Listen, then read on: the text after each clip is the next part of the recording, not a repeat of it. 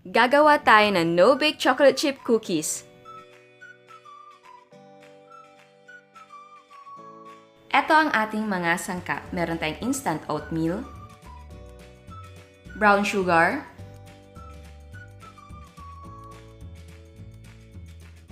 evaporated milk,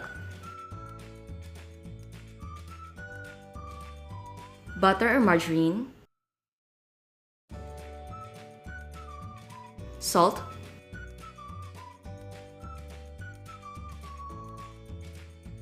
vanilla extract, and chocolate chips.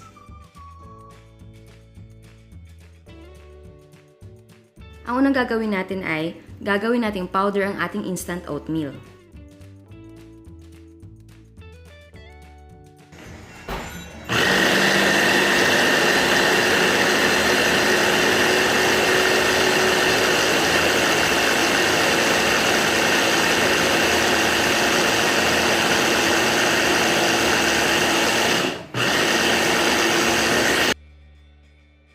So ayan, pino na siya. Set aside na muna natin.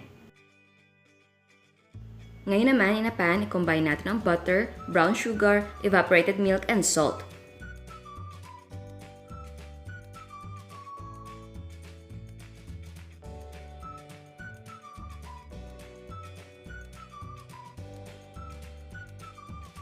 Tapos, i-mix natin until mag-melt yung ating butter.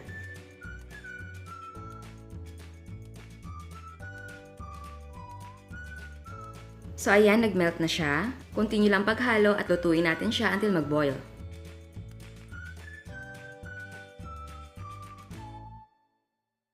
Kapag nag-boil na, turn the heat off.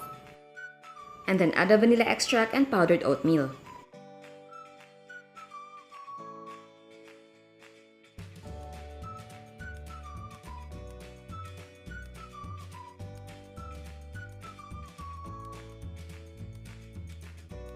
At ihalo na rin natin ang ating chocolate chips.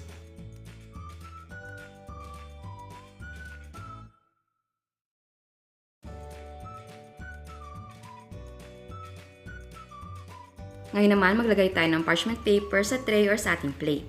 At gagamit ako ng 1/8 na measuring cup para pang scoop. Mag-scoop tayo ng cookie mixture at ipatong natin sa ating parchment paper.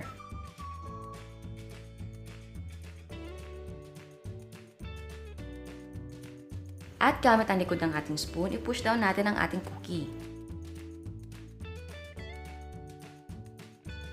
At para magandang tignan ang ating mga cookies, maglalagay tayo ng additional chocolate chips para pang toppings.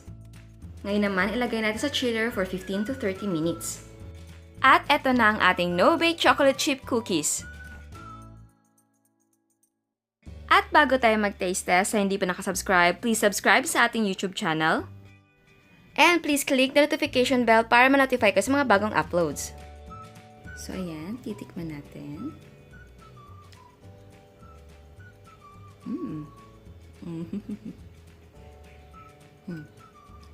Sarap. Masarap.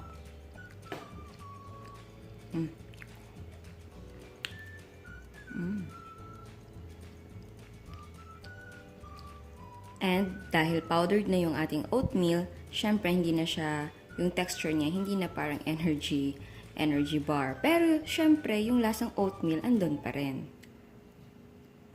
At kung wala kayong food processor para maging powder yung ating oatmeal, okay lang hindi nyo siya pipinuhin. Kung nakita nyo yung first natin na no-bake cookies, parang ganun lang. So, i-mix nyo lang siya dun sa ating melted na sugar, butter, and milk. So, okay lang yun. And of course, kung gusto nyo mag-add ng ibang like marshmallows or peanuts, okay na okay lang. And yung tamis niya sa akin tamang-tama lang. And but since, kung napapansin nyo, nag-melt yung ating chocolate chips. So, kung gusto nyo na medyo buo pa siya, siguro cool down ng konti yung ating melted na mixture. Tsaka mo ilagay yung ating chocolate chips para hindi siya mag-melt. Kasi yung sa atin nag-melt. Kaya nagdagdag ako ng toppings ng chocolate chips. Gustong-gusto ko siya.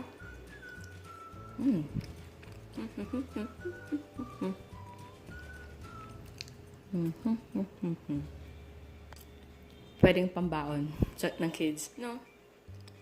Ang dali lang gawin. No need to bake. At pwede nyo ipack ang mga cookies ng ganito. 190 ang 20 pieces nito. So, nasa 9 pesos and 50 cents ang isa. May mura naman, ito ay 2 pesos and 50 cents. And maganda din siyang tignan.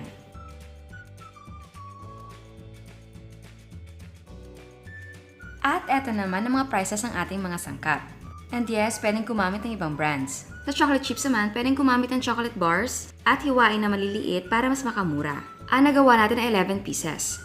Ang cost per yield niya ay 6 pesos. Pwede mong ibenta ng 8 pesos pataas. But again, mas maganda kung ibenta mo siya ng by set. At ilagay mo siya sa magandang packaging. So yan, sana gustuhan niyo ang ating recipe ngayon. At bago ako magpaalam, meron tayong bagong pictures na pinadala ng ating mga subscribers and followers. Ito ang mga gawa ni Miss Angelica. Meron siyang no-bake macaroni.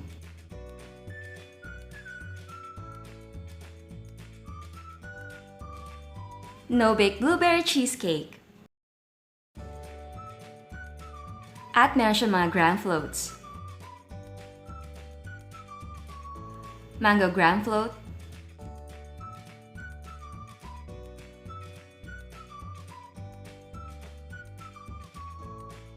Cookies and cream. Rocky Road. At meron siyang sariling version. Buko pandan gram float. And ubi cheese gram float. Parang gusto ko rin to, gagawa tayo nito. At meron siyang mango tapioca and coffee jelly. At eto naman ang ice candy ni Miss Anna. Maganda ang kulay ah.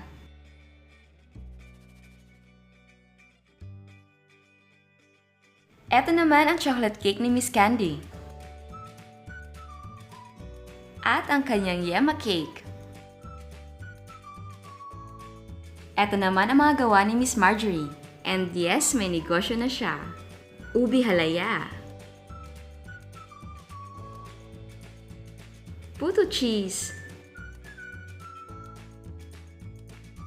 Costarons. Empanada. Leche flan. Kuchinta. Ice cream. And yema cake. Eto naman ang mga gawa ni Miss Jasmine. Grabe ah, I'm so proud, negosyante na kayo.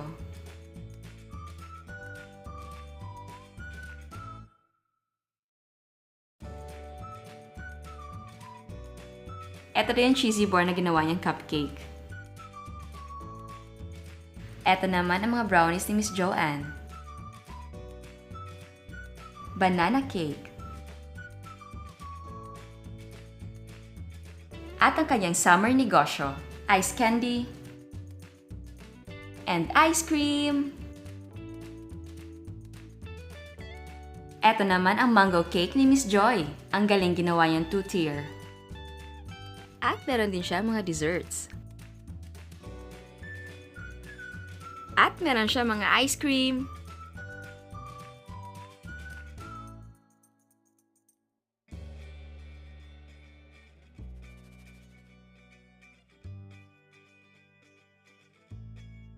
Eto naman ang pang Mother's Day cake ni Miss Merge.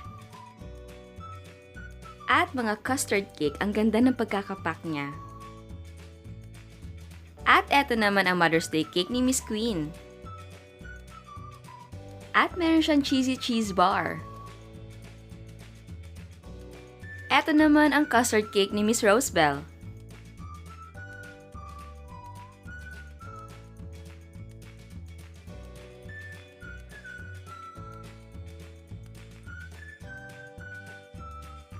At may custard cake din si Miss Winnie. And cheesy maha. Eto naman ang mga gawa ni Miss Zaj. I think fanfetti cake ito. Eto naman ay ubi cake.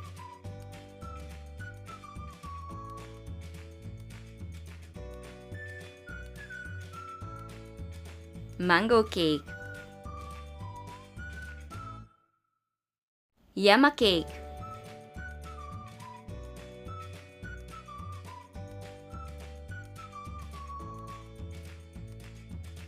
At meron siyang fanfetti cupcakes. Pancakes. Palabok. Ice candy sa mainit na panahon.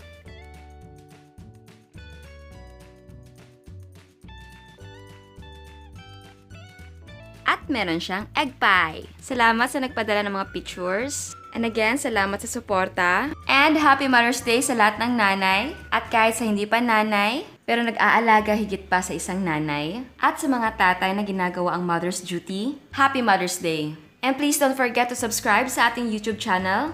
And please click the notification bell para ma-notify ka sa mga bagong uploads. And please like our Facebook page and follow us on Instagram. Thank you!